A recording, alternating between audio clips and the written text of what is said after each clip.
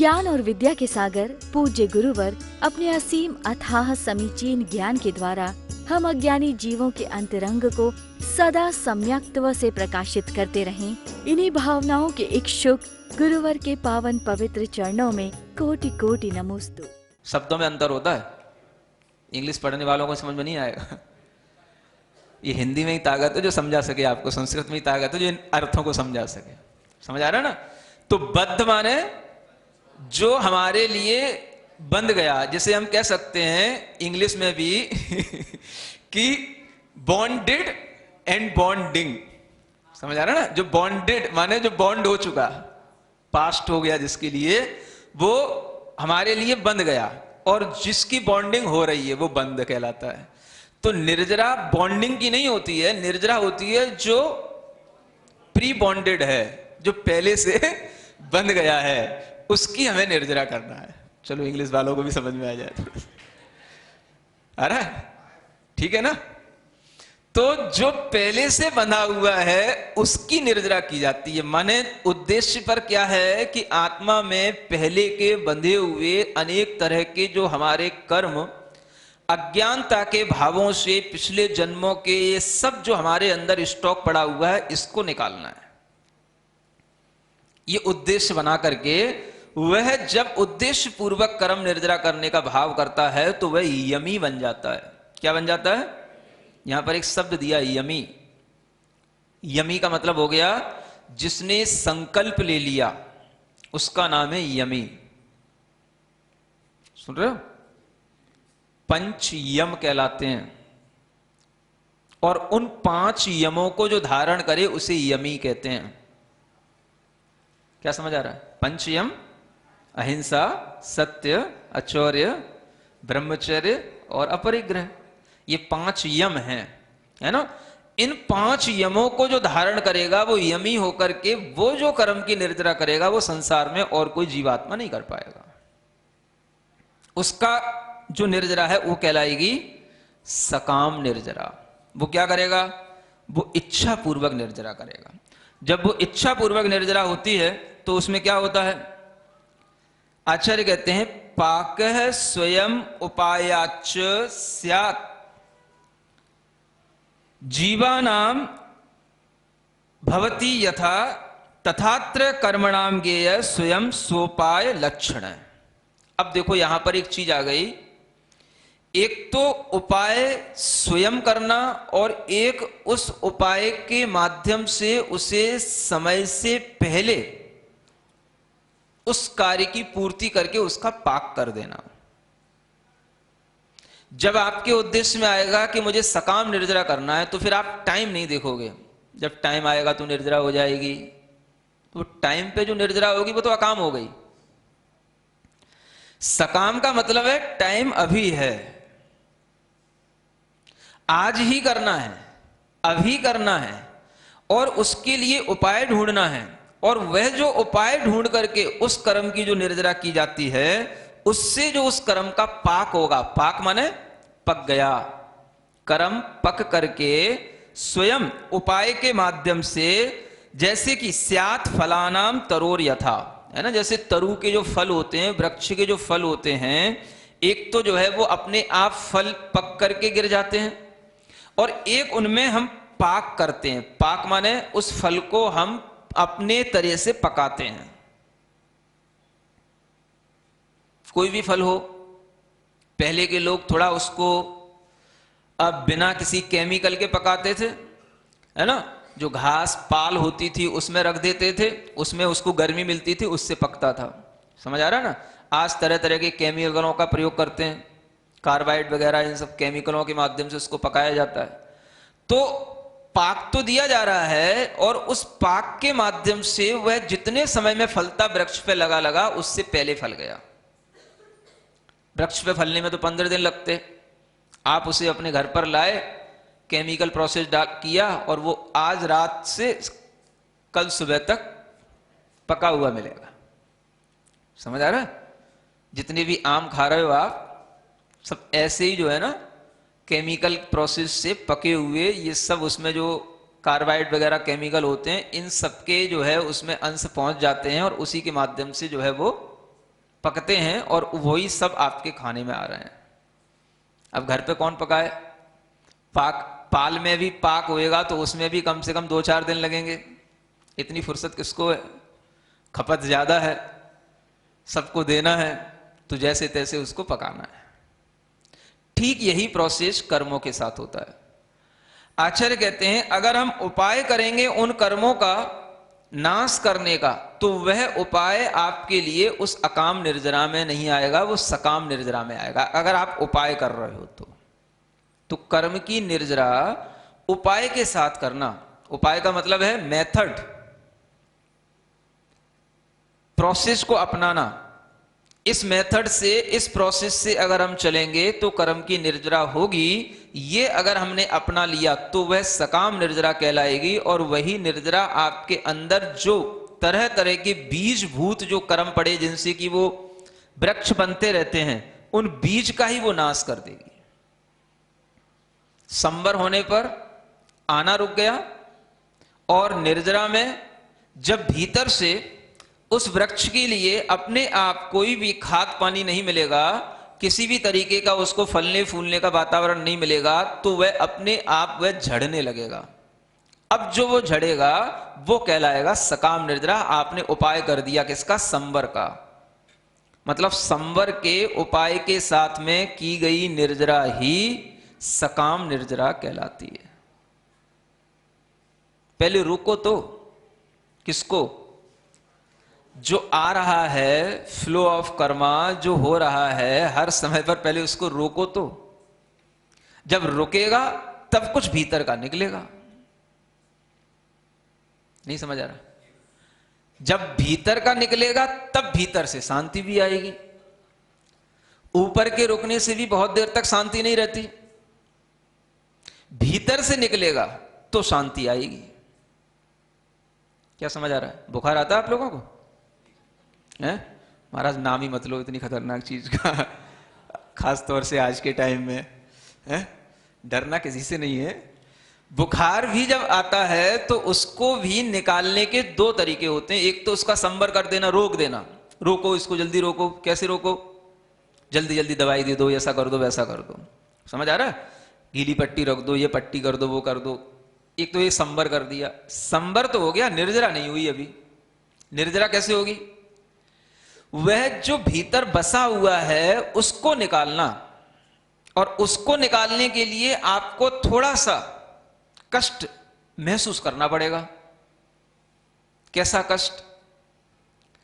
वो एलोपैथी दवाइयों से नहीं निकलेगा, वो निकलेगा आपको चिरायता का काढ़ा पीने से। समझ आ रहा है ना? चिरायता जानते हो?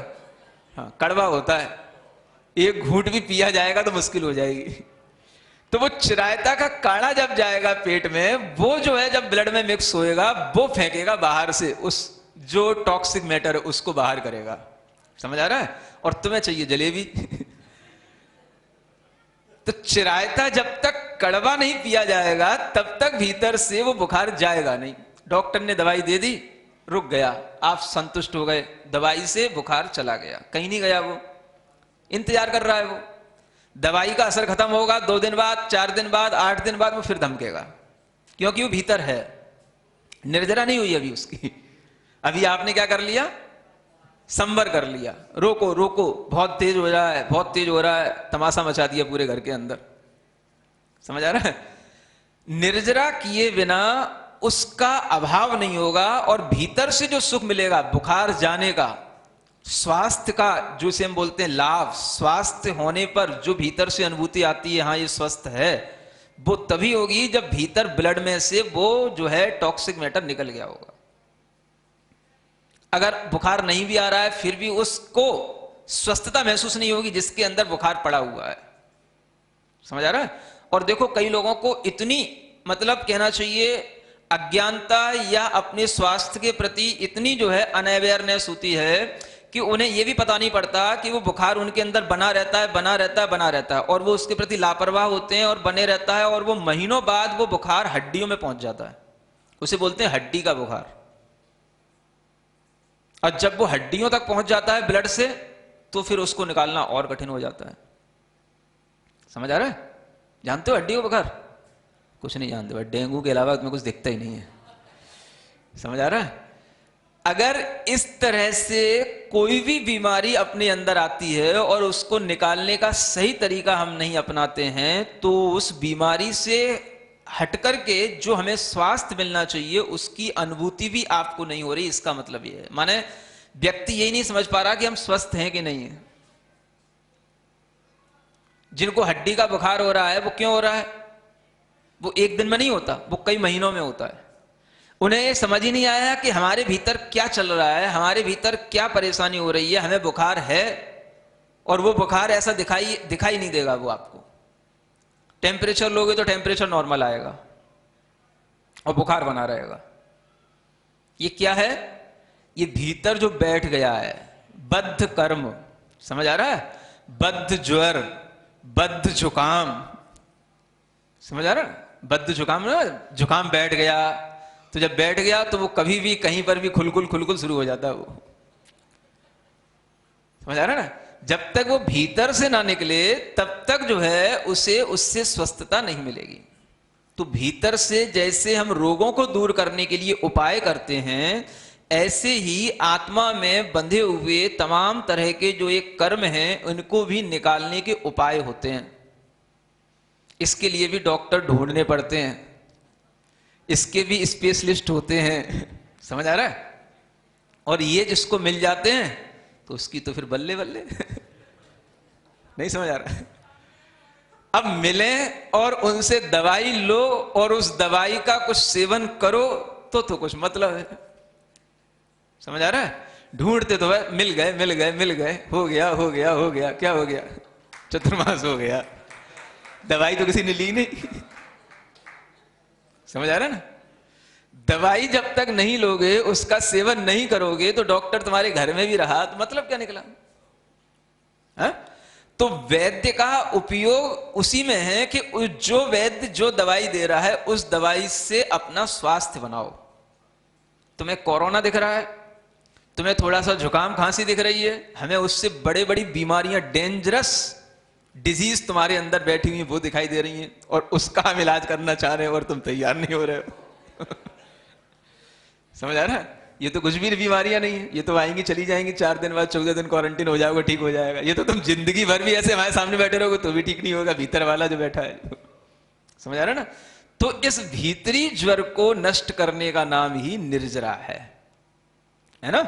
इस निर्जरा को करने के उपाय भी आपको जानने हैं और ये निर्जरा भावना अभी और भी है जिसके माध्यम से सब चीज आपको बताई जाएगी।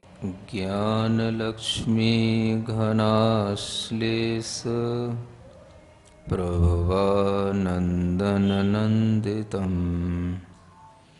निष्ठितार्थमजं नौमि परमात्मानमव्ययम्।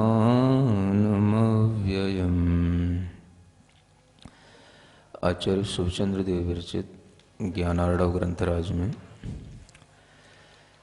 निर्जरा भावना का अधिकार चल रहा है। बंधे हुए कर्मों की निर्जरा कैसे की जाती है, कर्मों की निर्जरा करने के लिए क्या कारण होते हैं, यह विस्तार के साथ बताया जा रहा है। इसी चीज़ को ध्यान में रखते हुए यहाँ एक श्लोक कहा जा रहा है, श्लोक नंबर 4।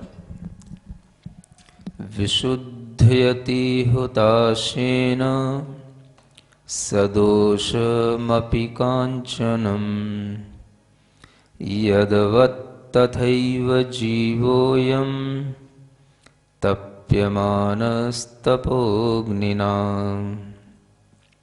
आचार्य कहते हैं कि यह जीव स्वभाव से सदोष है। कैसा है? सदोष का मतलब दोषों से सहित है। यह जीव अनादि से दोष से सहित है, कर्म से सहित है, इसलिए यह मलिन है। इस जीव के अंदर अशुद्धि अपने स्वभाव से है और जीव की इसी अशुद्धि की यहाँ पर तुलना की जाती है। जैसे सोना होता है तो उस सोने के अंदर भी अशुद्धि रहती है जब तक कि उसको शुद्ध बनाने का कोई प्रोसेस न किया जाए। उसकी अशुद्धि को दूर करने के लिए उसे तरह तरह से उसको घिसा जाता है, पीटा जाता है, उसको अग्नि में तपाया जाता है। उसी तरह से आचार्य कहते हैं कि इस जीव के अंदर भी स्वभाव से अशुद्धि है, और यह जीव भी शुद्ध होगा तो वह तभी होगा जब इसको भी कुछ तपाया जाए, कुछ उसको भी कष्ट दिया जाए, कुछ इसके लिए भी कुछ ऐसा उपाय किया जाए जिसके माध्यम से यह जीव अपने अंदर के उन कर्म की अशुद्धि को बाहर फेंक सके, उससे मुक्त हो सके। तो इसी तरह से जीव के लिए जब कर्म की निर्जरा करने का भाव आता है तो वह जीव अपने आप को पहले शुद्ध करता है, और जीव के अंदर शुद्धि करने का भाव होना ही कर्म की निर्जरा का भाव है। क्योंकि जो उसके अंदर अशुद्धियां बैठी हैं उन्हें वह दूर करता है, तो दूर करने के अभिप्राय से वह जो कुछ भी करेगा वह उसका तप कहलाएगा। क्योंकि कर्म के उदय से तो उसके अंदर अनेक तरह की इच्छाएं पैदा होती हैं, अनेक तरह के उसके संस्कार पड़े हुए हैं, उसके अनुसार उसके अंदर परिणाम उत्पन्न होते हैं। लेकिन जब वह अपनी जीवात्मा को शुद्ध करने का विचार करता है तो वह सोचता है कि हमें वही इच्छा करना, वही परिणाम करना जिसके माध्यम से हमारी आत्मा शुद्ध हो, वह नहीं करना जो सब लोग कर रहे होते हैं। अधिकतर लोग संसार में सबको देखकर के ही हर चीज का अनुमान लगाते हैं। आप देखेंगे कि जहां पर लोग भीड़ में जुट कर के कोई भी धर्म के नाम पर भी कुछ कर रहे होंगे तो वहां पर भीड़ बढ़ती जाएगी, क्योंकि वह भीड़ भी एक पैमाना होता है कि यहां पर लोग जुटे हैं तो हम भी चलो उसमें जुट जाएं। आदमी के अंदर ये एक सहज मानसिक भाव होता है कि जैसा संसार में सब कर रहे हैं वैसा ही हमें भी करना है, और उस भीड़ में यदि वह स्वयं भी जुट जाता है तो वह अपने आप को सुरक्षित भी महसूस करता है कि चलो हम भी इसी भीड़ का एक अंश हैं। भीड़ से हट कर के कुछ सोच पाना, भीड़ से हट कर के कुछ कर पाना, ये ऐसा लगता है कि जैसा हमारा पूरा का पूरा अहंकार इसमें टूट जाता है, और इसी कारण से भीड़ से हट कर के कुछ भी करने की जो आदमी प्लानिंग करता है वो आदमी अपने अहम को तोड़ करके ही कर पाता है। क्योंकि जहाँ जो लोग अपने साथ जुड़े हुए हैं वो सब उसी भीड़ में जुड़े हुए हैं। हम भी अगर उनके साथ जुड़ जाते हैं तो हम भी अपने आप को सुरक्षित महसूस करके उसी अहम से हम भी अपने को जोड़ लेते हैं। तो निर्जरा करने वाला अपने आप को संसार से अलग करने की भावना करता है, संसार से अपने को अलग रखता है, तभी तो वो मुक्त होने की इच्छा करेगा। संसार के सब जीव वही कर रहे हैं जो कर्म के उदय से होना चाहिए। संसार के जीव सारे के सारे वही कर रहे हैं जो उन्हें आसपास वातावरण दिखाई दे रहा है, और जिस तरह से उनका मनोरंजन हो सकता है वो अपना मनोरंजन करके अपना समय निकालते हैं। लेकिन जो व्यक्ति अपनी आत्मा को शुद्ध करने का अभिप्राय रखता है, अपनी आत्मा के अंदर से अपनी अशुद्धियां दूर करने का अभिप्राय रखता है, वह व्यक्ति ये नहीं देखता कि इस संसार में कितने लोग ऐसा कर रहे हैं। उसकी दृष्टि भीड़ पर नहीं होती, क्योंकि भीड़ किसी भी चीज के लिए कोई पैमाना नहीं है कि जो भीड़ कर रही है वो सब सही कर रही है। भीड़ में चलकर के व्यक्ति अपने अहम को सुरक्षित बनाए रख सकता है, इसलिए भीड़ के साथ में आदमी को चलने में सुविधा होती है। भीड़ से अलग हट करके कुछ चलने में, कुछ सोचने में, कुछ करने में उसे दुविधा होती है, क्योंकि उसे लगता है कि मेरा सारा जो अस्तित्व है, जो इनके साथ जुड़ा हुआ है, वो सब टूट जाएगा। मैं जो इनके साथ में जुड़ा हुआ हूं, मेरा जो अहम है वो इसके साथ टूट जाएगा, इसलिए वो भीड़ से हट नहीं पाता। तो जो मनोरंजन करते हैं वो भीड़ में रहते हैं, और जो मनोभंजन करते हैं वो भीड़ से दूर हटते हैं। दो चीजें हैं। मनोरंजन करना है तो आपके लिए जैसी भीड़ कर रही है वैसा ही आप भी करो, रोकने वाला कोई नहीं आपको। कभी भी आपके अंदर अपने मन को बहलाने की बात आएगी तो आप उन्हीं कारणों से अपने मन को बहलाएंगे जिनसे भीड़ बहला रही है। जो आप देखेंगे, चाहे किसी भी तरीके के बाजार हों, किसी भी तरीके के मनोरंजन के साधन हों, या कोई भी तरीके के मनोरंजन के साधन जो हमारे पास में उपलब्ध हैं टीवी मोबाइल के जरिए, उन सब में जो भीड़ जुड़ी हुई है, हम उसी भीड़ के साथ मिलकर के अपने को उसी मनोरंजन के साधनों से जोड़ करके अपना समय निकालने की कोशिश करते हैं। जब आदमी इस तरह से अपना मनोरंजन करता है तो वह अपनी आत्मा को कभी भी शुद्ध नहीं बना सकता, क्योंकि शुद्ध बनाने वाली आत्माओं को भीड़ से अलग हटना पड़ता है। सबसे पहली बात यह है, निर्जरा तब होगी जब आपके उद्देश्य में आपका ही केवल अपना अस्तित्व और आपका ही अपना भाव रहे कि हमें अपनी आत्मा को शुद्ध करना है, और उस आत्मा को शुद्ध करने के लिए हमें अगर कहीं से पृथक किया जा रहा है, हमें कहीं से हटाया जा रहा है, तो ये भी हमारे लिए अच्छा है। लेकिन जब कोई चीज किसी के साथ जुड़ी हुई हो और वहां से अलग होती है, पृथक होती है, तो उसे थोड़ा सा उसमें कष्ट होता है, और थोड़ा नहीं बहुत ज्यादा भी कष्ट होता है। पाषाण के अंदर स्वर्ण होता है, और वह स्वर्ण जहां पर रहा हुआ हो, बहुत दिनों तक जहां रहा हुआ हो, उसको वहां से निकाला जाता है। निकालने पर ही वह शुद्ध होने की प्रक्रिया के लिए तैयार किया जाता है, ढाला जाता है। अगर उसको वहां से निकाला नहीं जाएगा तो शुद्ध कैसे होगा? तो उसको पहले वहां से हटाना। कहां से? जहां पर उसके लिए इंप्योरिटी बढ़ रही है, उस स्थान से उसको पहले सेपरेट करना। जब वो वहां से अलग होगा तब जाकर के हम उसके लिए कोई प्रोसेस कर पाएंगे।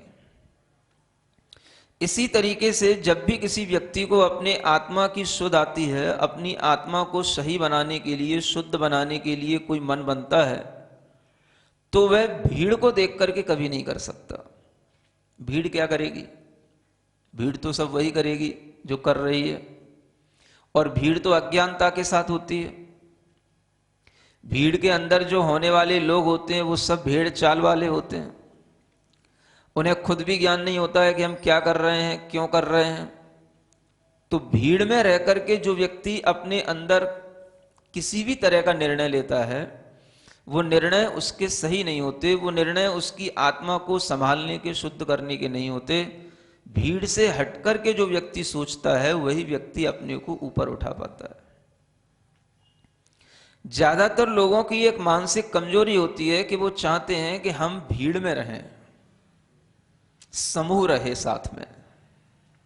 अकेले रहने में हर किसी को अच्छा भी नहीं लगता, और जो उसके आसपास समाज होती है वो समाज भी रहने नहीं देती है। समझ आ रहा है ना? ये समाज भी बड़ी बेकार चीज है।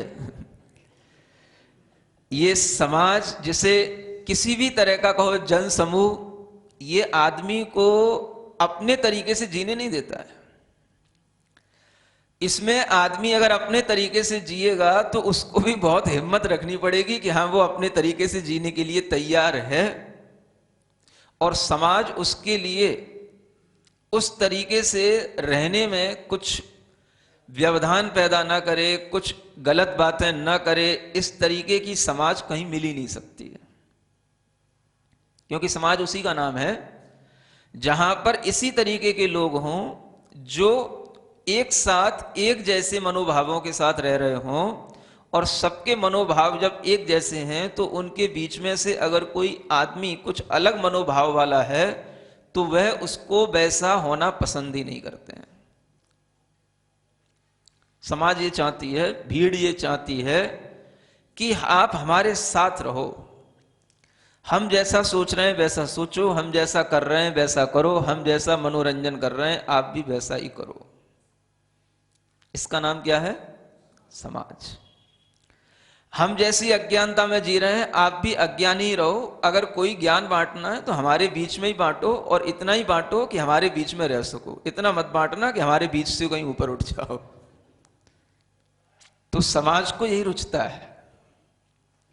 जहां कहीं पर भी कोई भी जन समूह होता है, किसी भी तरह का कोई भी समाज के बीच में रहना किसी का होता है, तो हर व्यक्ति को समूह देखने में आता है और हर व्यक्ति अपने आसपास कहीं ना कहीं समूह ही बना करके रखता है। हम परिवार क्यों बनाते हैं? बड़े परिवार अच्छे क्यों लगते हैं? क्योंकि हमारी आदत है, जितना बड़ा परिवार होगा, जितना बड़ा जन समूह होगा, उतना ही हम अपने आप को सुरक्षित पाएंगे। परिवार में लोग होने चाहिए, अन्यथा अकेले घर में रह करके क्या करेंगे? अकेले रहना होता ही नहीं है, अकेले रहना आता ही नहीं है। अकेले रह करके हमारा मन लगेगा कैसे? मन नहीं लगेगा तो फिर हम जिएंगे कैसे?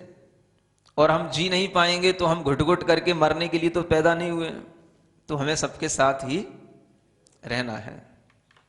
तो जिसके साथ रहना है उससे हमारा मन लगना चाहिए, और ऐसे लोग एक नहीं अनेक होने चाहिए, तब आदमी थोड़ा सा जी पाता है। मन का रंजन मनोरंजन कहलाता है, वो उसका इसी में होता है। मन भंजन करने वाला जो होता है वो अपने आप को भीड़ से हटाता है। भीड़ में हमारा मन अगर लग रहा है तो वह भीड़ में, उसका मतलब यह है कि मनोरंजन कर रहा है, और भीड़ में मनोरंजन कर रहा है तो इसका मतलब है कि वह अपने मन को रोक नहीं पा रहा है। उसे भीड़ जैसा ही कुछ चाहिए, जैसा सब लोग चाह रहे हैं। तो वह आत्मा कभी भी अपने आप को दोषों से मुक्त नहीं कर सकता। वह वही करेगा जो भीड़ कर रही है, जो समाज कर रही है, जो अज्ञानता के साथ में सब कर रहे हैं, उसे वही करना है। इस तरह की जब ये भावना हमारे अंदर गहरी पैठ बना जाती है, तब वही संस्कार हमारे लिए बार बार उदय में आता है, और उसी के अनुसार हमारे बार बार वैसे ही भाव बनते हैं, और हम वही करते हैं जो हमारे लिए पहले किया गया है, या जैसा हमने पहले अपने अंदर संस्कार डाल लिया। तो निर्जरा करने का मतलब होता है जो हमने संस्कार अपने ऊपर डाल रखे हैं उनको हटाना, उनको झड़ाना, उनको साफ करना। जो हमारे अंदर पहले की आदतें हैं, जो हमारे अंदर पहले अपनी कसायों से उत्पन्न हुए कर्म के बंध हैं, उनके उदय से होने वाले भावों से अपने को बचाना, तो होती है निर्जरा। अब यह निर्जरा करने के लिए हमें अपने ही भावों से अपने को दूर रखना होता है। निर्जरा करने के लिए हमें अपने ही परिणामों को देखना होता है कि ये परिणाम हमारे ही हैं, हमारे ही भाव हैं, लेकिन ये हमारे लिए हमारे स्वभाव नहीं है। स्वभाव नहीं है तो क्या है? ये हमारे विकारी भाव हैं, विभाव भाव हैं। जब ये हमारा स्वभाव भाव नहीं है, ये तो हमें इसमें उलझना नहीं। इसमें उलझेंगे तो हमारी जिंदगी इसी में उलझ करके पूरी हो जाएगी, हमें कुछ मिलेगा नहीं। मनोरंजन तो होगा लेकिन कर्म निर्जरा नहीं होगी, क्योंकि कर्म निर्जरा तो मनोभंजन से होती है। भंजन जानते हो? रंजन तो सुना है, भंजन तो कभी नहीं सुना। मन का भंजन, भंजन माने मन को एक तरह से तोड़ना। मन जहां लग रहा है वहां लगाना नहीं, मन जहां लग रहा है वहां से उसको हटाना, तोड़ना। वहां नहीं लग, वहां से हट। कहां से हट? वो वहीं लगता है जहां उसके पुराने संस्कार पड़े। उसे भीड़ में मन लगना है तो भीड़ में ही लगता है। वो भीड़ से हटेगा अकेला तो डरेगा, निश्चिंत नहीं होएगा। डरेगा वो। तो जो डरेगा वो कभी भी अपने मन का भंजन कर ही नहीं पाएगा। भीड़ से हटकर के, लोगों से हटकर के, समूह से हटकर के जब व्यक्ति अपने अंतरंग में झांकता है तो उसका मन भंजन हो पाता है, और मन भंजन होगा तो कर्म की निर्जरा होती है, तभी आत्मा में शुद्धि आती है। तो वह शुद्धि जो हो रही है वह उसका अपने आप में भीतरी एक तप बन जाता है, क्योंकि वो अपनी इच्छा को क्या कर रहा है, तोड़ रहा है, रोक रहा है, हटा रहा है। अच्छा लगता नहीं है, लेकिन कई बार हमें अच्छा लगाना पड़ता है। कई प्रसंग ऐसे आपके जीवन में खुद अनुभूत हुए होंगे कि आपने कभी कोई नया काम किया होगा, आपको वो अच्छा नहीं लग रहा होगा, लेकिन जब आपने कर लिया, उसमें लग गए, तो वही आपके लिए बहुत अच्छा हो गया। पहले अच्छा नहीं लग रहा था, लेकिन बाद में वही अच्छा लगने लग जाता है। क्यों लगने लग जाता है? कि मन को तो कुछ ना कुछ चाहिए, वो तो जहां चाहोगे वहां लगा जाएगा। मन का काम है कि जहां उसके लिए अभ्यास कराया जाए लगाने का, वो वहीं पे लग जाता है। मन की बुराई तो बहुत लोग करते हैं, लेकिन मन की अच्छाई भी है वो पता नहीं किसी को। मन की बुराई यह है कि अगर मन को अपनी इच्छा से करने दोगे तो वो तुम्हें बुरा बनाता चला जाएगा, और मन की अच्छाई यह है कि मन को तुम जहां लगा दोगे वो वहीं पर रमने लग जाता है, वो वहीं पर रहने लग जाता है, वहीं पर लग जाता है, और बहुत जल्दी अपने अंदर ये सोच लेता है कि नहीं, मैं यहां पे अच्छा हूं। ये मन की एक खूबी है। अगर हम इस खूबी का ही उपयोग करें तो हम अपने मन को अच्छी जगह पर टिकाए सकते हैं, और लंबे समय तक टिका करके भी हम उस मन से कुछ अच्छा कर सकते हैं। टिकाना ही तो है। टिकने का उसे कहीं ना कहीं कोई स्थान मिलना चाहिए, और वह स्थान जब उसे पहली बार मिलता है तो उसे थोड़ा कष्ट होता है, क्योंकि उसकी आदत पड़ी हुई है कंफर्ट जोन में रहने की। क्या आदत पड़ी रहती मन की? कंफर्ट जोन समझते हो? हाँ, अब जहां चैन मिल रहा है, जहां आराम मिल रहा है, वो वहीं पे रहना है, वहीं पे रुकना है, वहीं पे उसके लिए टिकना है। अब वहां से उसको हटाया जाता है तो मन के अंदर सोचना पड़ता है उसको, अब वहां क्या होगा, ऐसा होगा कि नहीं, वैसा होगा कि नहीं, जो यहां पे है वो वहां मिलेगा कि नहीं। समझ आ रहा है? तो मन जब तक वहां नहीं पहुंचता, जब तक वहां नहीं रहता, जब तक वहां टिकता नहीं, और जब तक टिकता नहीं तब तक उसके लिए एक द्वंद्व बना रहता है। समझ में आ रहा है? लड़की की शादी तो सबने ही करी होगी, है ना? जब लड़की एक घर से दूसरे घर में जाती है, क्या होता है? शुरू शुरू में जब वो अनजाने घर में जाती है, आजकल तो लड़कियां तो सब पहले से घर देख लेती, हमें कहाँ रहना है, किनके साथ रहना है। थोड़ा पहले की बात बता रहा हूं। जब उस लड़की ने कभी अपनी, क्या बोलते, सासू, हाँ, अपना वो दूसरा घर देखा ही नहीं। समझ आ रहा है ना? और उसके माता पिता उसका विवाह कर देते हैं, उसे किसके साथ रहना है उससे पहले वो कभी मिली भी नहीं, बात भी नहीं, कुछ भी नहीं। आज तो सब हो जाता है। समझ आ रहा है? सब जान पहचान, घूमना फिरना, पहले से ही सब कुछ हो जाता है। उसके बाद में तो विवाह तो बस एक नेग होता है कि बस हाँ हो गया, समाज को दिखाने के लिए, बताने के लिए। आप पहले की स्थिति देखो कि जब लोग अपने बेटे बेटियों का विवाह करते थे तो उन्हें पता भी नहीं होता था बेटी को कि हमें किसके घर जाना है, उस घर में कैसे लोग हैं, किसके साथ हमें रहना है, वह जो पति है उसका भी स्वभाव क्या है, कितना है, क्या है, पढ़ा लिखा है कि नहीं है, गुस्सैल है कि शांत है, कुछ भी नहीं। अगर माता पिता ने कह दिया है कि बेटी तेरा विवाह यहाँ होना है तो हो जाता है। समझ आ रहा है?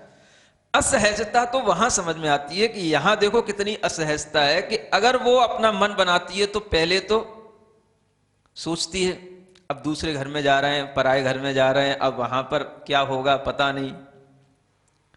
तो उस समय पर जो उसके मन में लगता है वो एक भाव है, उसके भीतर के द्वंद्व का भाव। समझ आ रहा है? वही भाव उसके लिए शायद वैसा आक्रंदन पैदा करता होगा, रोना चिल्लाना कि अब मेरा ये घर छूट रहा है, तो अब दूसरे घर में जाती है तो फिर रो रो करके पहले पूरा अपना पहले वाला घर भर देती है। फिर दूसरे घर में जाती है। ज्ञान और विद्या के सागर पूज्य गुरुवर अपने असीम अथाह समीचीन ज्ञान के द्वारा हम अज्ञानी जीवों के अंतरंग को सदा सम्यक्त्व से प्रकाशित करते रहें। इन्हीं भावनाओं के इच्छुक गुरुवर के पावन पवित्र चरणों में कोटि कोटि नमोस्तु।